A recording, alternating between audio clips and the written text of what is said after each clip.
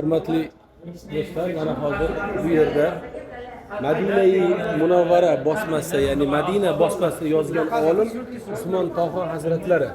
Shularni ziyoratiga kelganmiz. Usmon Toho degan inson shunday bo'ladi. Ya'ni hozirgi Madina bosmasini yozgan o'sha kalligrafiya, ya'ni Madina bosmasini qo'lda yozib chiqqan odam bo'ladi. Yoshlari 94 yoshda. Mana 94 yoshda Qozog'istondan kelgan mehmonlarimiz bilan birgamiz. إلى أهل أوزبكستان. أيوة هذا من أوزبكستان شيخ صدرخان ترجم القرآن باللغة الأوزبكية ما شاء الله خذوا للشعب أوزبكستان يا شيخ آمين آمين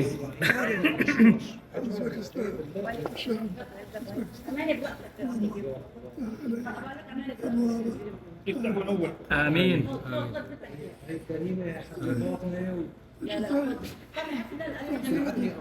آمين آمين آمين السلام آمين آمين والغنيمة آمين الجنة آمين والنجاة من النار.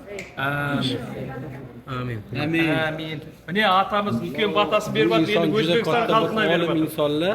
Nasr Yoshlari Hasan degan 94 yoshda bobimiz hozirgi Qur'onda Madina bosmasini xatini yozgan inson hisoblanadilar. Mana Qozog'istondan kelgan mehmonlarimiz bular juda ham bir muxlis bilan omon keldi ekanmiz.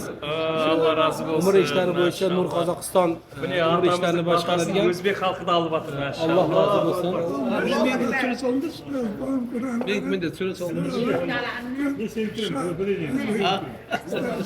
Maşallah, maşallah. Şarq O'zbekiston. Barcha O'zbekiston yoshlariga, xalqiga salom e'tiboryaptilar. Bu inson Alloh rozi bo'lsin.